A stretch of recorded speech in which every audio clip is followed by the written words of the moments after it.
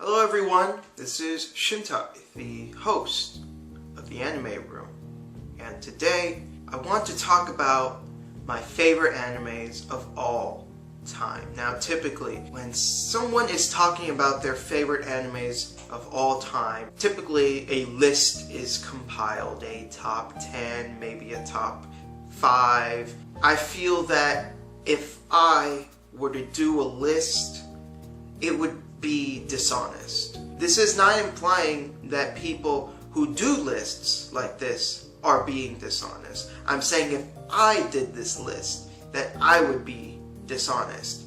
Because if I really honestly look and think about all of these shows that I've watched, all the movies that I've watched, the OVAs that I've watched, if I seriously think about it and I try to quantify it, at least to myself, this is number 3 and this is number 2 and this is number 1, I think I'd be lying not just to you guys but to myself. So this is not my list of top 10 anime. This is just a list of my favorite animes of all time, not in any particular order. This is because these animes, when I look at them and I think about what they mean to me and how they might have even changed me to a certain extent, I think I'd be lying to myself. This is simply the pantheon of anime of which I feel should be considered separate from the rest. Now, if I don't mention certain anime, it doesn't mean I think they're bad, and there are other animes I've reviewed that I think are very good, but just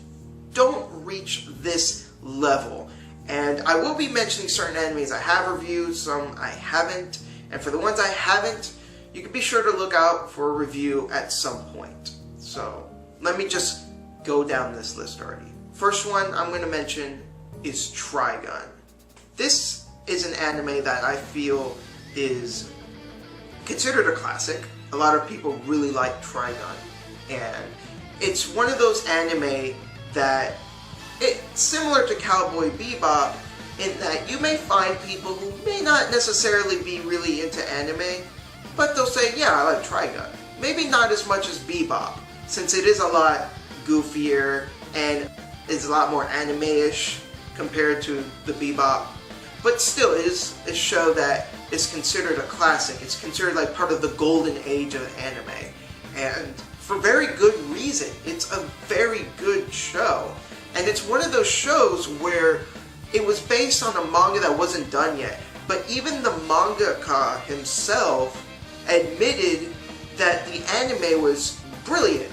I think he went as far as to say like it was better than anything he could have made. I'm not entirely sure if that's what he said, so don't quote me. But definitely Trigun is probably one of the best animes I've ever seen. The next one I'm going to mention is Gundam Wing. Gundam Wing has got to be the epitome of my childhood.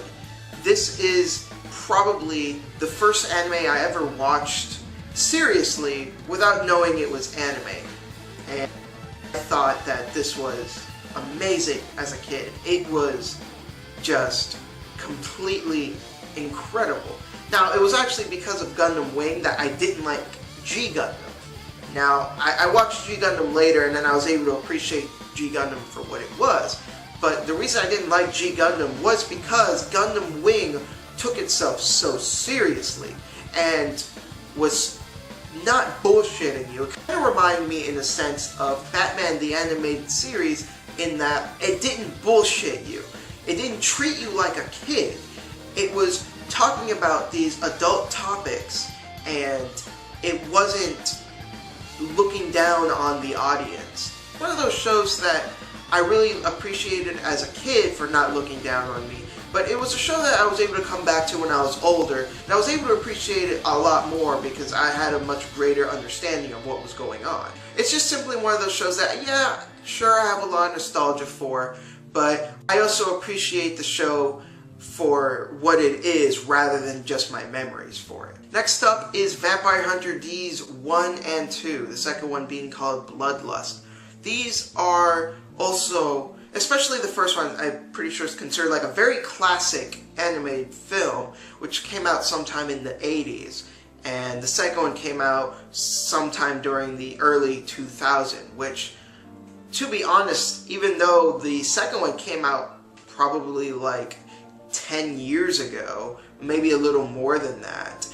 It's still visually one of the best looking movies I've ever seen, or just anything animated, period.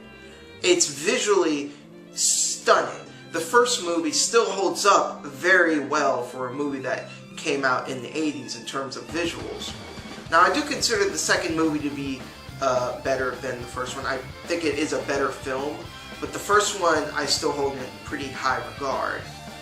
I think part of that is just the grittiness, the gothic atmosphere, the darkness of these movies that just permeates off the screen.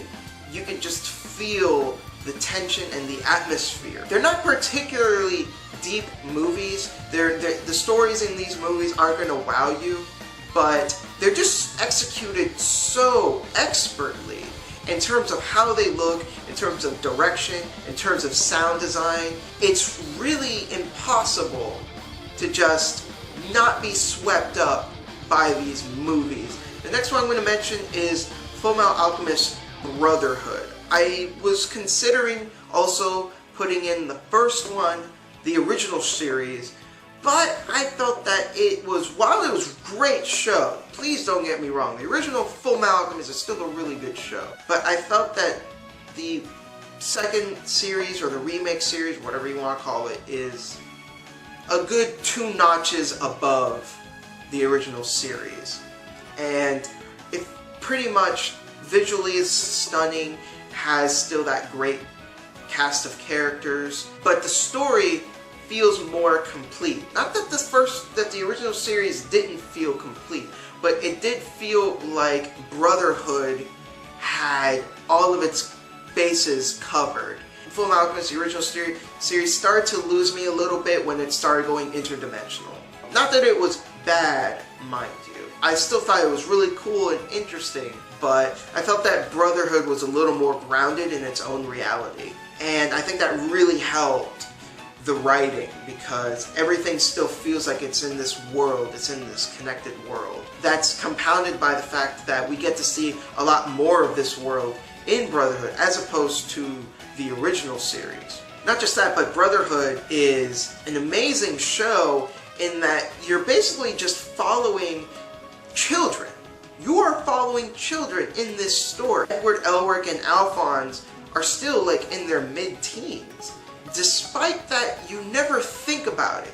Particularly Alphonse's case, he's in a suit of armor, so you never think about it regardless. However, being able to pull off the fact that we are following children, and on the same token, going back to Gundam Wing does the same thing. I think should be given props there as well, where we're basically following children, but the story's executed so well that you don't really think about it. Next up, I'm going to mention Cowboy Bebop. This is the anime that got me into anime. While Gundam Wing was the first anime I saw without me actually realizing I was watching an anime, Cowboy Bebop was what made me want to get into anime as a general thing. Despite the fact that there's rarely a consistent story, there's only a few episodes here and there, it's still able to grip you as hard as it does. And you're just able to go through the story with these just extremely lovable cast of characters. Awesome enclosed stories, and I think that's one of the reasons why Cowboy Bebop was replayed on Adult Swim so many times. The episodes are so enclosed for the most part. You're able to just sit back, enjoy it, and you're just able to just watch that episode for what it is and just simply love it. It is just an amazing show. The next one I'm going to mention is Samurai X, Trust and Betrayal. Hands down, without a doubt, the greatest OVA I have ever seen. Samurai X, Trust and Betrayal is just an amazing OVA. It is a prequel to the Rurouni Kenshin series, but tonally is completely different. While Rurouni Kenshin was a light-hearted and fun show, Trust and Betrayal was dark, it was gritty, and it showed us the past that Kenshin so desperately was trying to get away from in the series itself. And it makes a lot of sense why Trust and Betrayal tonally is just so completely different from Rurouni Kenshin, because Rurouni Kenshin was this fun, happy show with some really dark moments here and there. And I think because of those dark moments, it's harkening back to his past. It really sets up who he is for the show. But even if you've never seen the show, Trust and Betrayal is completely watchable on its own merit. The music still I think back to the music especially, because not only did it fit so well with what was going on, but it itself was just so hauntingly beautiful. Next up is Welcome to the NHK. This is a show that affected me on a personal level, because after I watched this, I was faced with some inner demons. Aspects about myself I probably didn't want to look at, but was kind of forced to realize about myself. And I guess you could say, in a sense, Welcome to the NHK made me face myself. It was something that I don't think I was ready for, despite the fact that when I watched it, I pretty much marathon through. I recommend people watch Welcome to the NHK for the simple fact that if you're an anime fan, I'm not going to say it necessarily will resonate with you on the same level it did with me, but if you are an anime fan, it's possible that it might. And I think that reason alone warrants a watch of this show. I'm going to bring in another Gundam show, and that is Gundam Zeta. Gundam Zeta, I would say, is actually better than Gundam Wing, but I put Gundam Wing as well because it still means a lot to me. But Gundam Zeta is probably my favorite Gundam, and subsequently my favorite mech anime of all time. Gundam Zeta just has this extremely comprehensive story and these characters that you grow with, particularly Char if you've seen the original series. And one thing I really love about Zeta, which is a common complaint I have about a bunch of other shows in general, is that while it is connected to the original series, the story itself is told so expertly that you don't need to watch the original 0079 Mobile Suit Gundam in order to enjoy Zeta. The story has a lot of references to it. There are characters from it that are main characters in this, but at the same time the story itself is so tightly written that yes, they're from that, and you'll probably get a more full experience having the knowledge that you would from watching the original, but it is not necessary. It is just a great story in and of itself, with these characters that go through a lot and they really grow, especially Camille, who I would argue was a morally questionable character towards the beginning,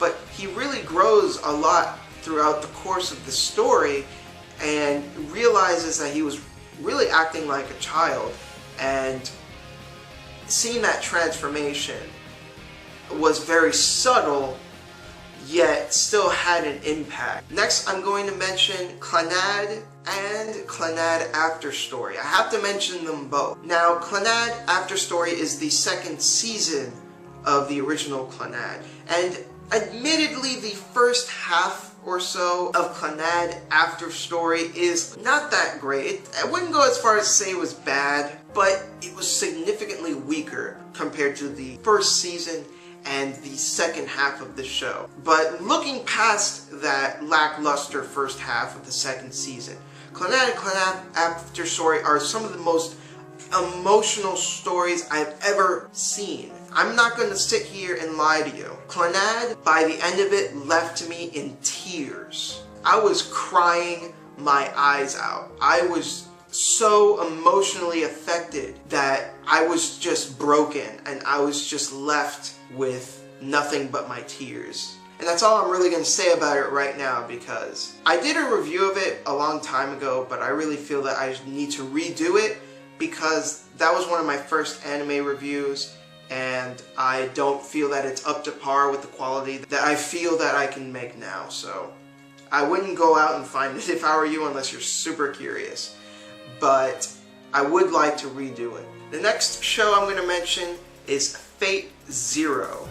Fate Stay Night was a good show. I don't care what anyone says. Don't bring up the whole people die when they're killed nonsense because that was a translation error. Kindly fuck off with that. Fate Stay Night was a good, solid show. It wasn't great, but it wasn't bad. It was a decent show. However, FateZero, by comparison, makes Fate Stay Night look like a festering pile of shit. I think FateZero is easily one of the greatest animes to come out in the past decade. FateZero is phenomenal. Visually, it has almost the quality of an animated film. The series delves into the psychology of these heroes in the show, and it's just simply incredible. I can't even describe accurately in this short amount of time how great FateZero is. It made me look at certain characters in a completely different way,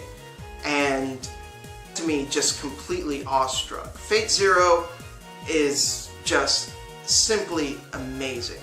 Next anime I'm going to mention is Berserk. Berserk is easily just one of the greatest stories I've ever read. No hyperbole, I'm being serious. The story in the anime was done so well, it made me want to read the manga. And I am not much of a manga reader. The only are Claymore, Death Note, Love Hina, and No Longer Human. And that's it, that's all I own. I'm not much of a manga guy. But Berserk was so incredible, I had to read the manga, and the manga is also equally amazing. The anime unfortunately feels like a bloated trailer for the manga, but I would not say to let that keep you from watching it because it is simply amazing. It's so difficult not to look at this and make parallels to your own life in certain ways, especially given his relationship with Griffith. His relationship with Griffith is so unique in that it's so difficult to define. You can't really say that they're simply friends. You can't just simply say that they're rivals. You can't simply say that Griffith is just his boss and he's just working for him. There is no word I can use to adequately describe the relationship between Guts and Griffith. It is just one of those things. I don't even know how to go about it. I was just completely entranced whenever the two of them were on screen. And that was probably some of the best moments when the two of them were on screen. And the two of them actually, you learn a lot about them and both of them grow together. Berserk is just simply one of the best shows I've ever seen. Well, a lot of these shows are. This is just basically me gushing. I would recommend, if you don't want to bother with the anime and you're more of a manga kind of guy, then just simply jump into the manga and just start reading it. But if you're apprehensive about it, give the anime a chance and then jump into the manga. And the final one I'm going to mention is No Kyoukai, Garden of Sinners, or Boundary of Emptiness. No Kyoukai is a 7-movie series, and they are some of the best movies I have ever seen for an anime or just in general. The movies are intentionally placed chronologically out of order, and you might think, well, I just want to watch them in order, but you're missing part of the magic of these movies, and you'd be doing yourself a great disservice if you would go about and do it like that. Because part of the fun of watching these movies is figuring out the timeline and seeing how certain events unfold out of order. Like the first movie, for example, actually happens somewhere midway, and then the second movie jumps all the way to the beginning and explains a lot of the relationship between the two main characters. The visuals in these movies are simply jaw-dropping. It's done by Ufotable, who's quickly become one of my absolute favorite animation studios. These movies just look simply gorgeous. Even the weakest film of the bunch, which is the 6th movie, because it's mostly filler and it's a lot more lighthearted compared to the other movies, which are much darker and tonally just take themselves much more seriously, was still appropriate because since these movies are so dark and they take themselves so seriously, it was nice to have a movie where they decided to have a little more fun with it and just be a little goofy. But these movies are indescribably wonderful. I love Type Moon and this universe that Kinnoku Natsu has created with Fate Stay Night and FateZero and Kara no Kyoukai and Tsukihime and Melty Blood, this entire universe that he's created. And these movies just blew me the fuck away. I think it's the perfect way to end. These are my absolute favorite animes of all time. And I would love it if you guys shared with your own favorite animes of all time. Whether it's a list or whether you like to do it my way, it's not necessarily one is a number 5 or number 4 or whatever. I hope you enjoyed me basically gushing about these animes. And don't worry, if I mentioned an anime you wanted me to review, it will happen at some point or another. If you haven't watched some of the reviews of ones I mentioned, please go ahead and check those out. Anyways, guys, this has been Shintai, chilling in the anime room. Take care, everyone.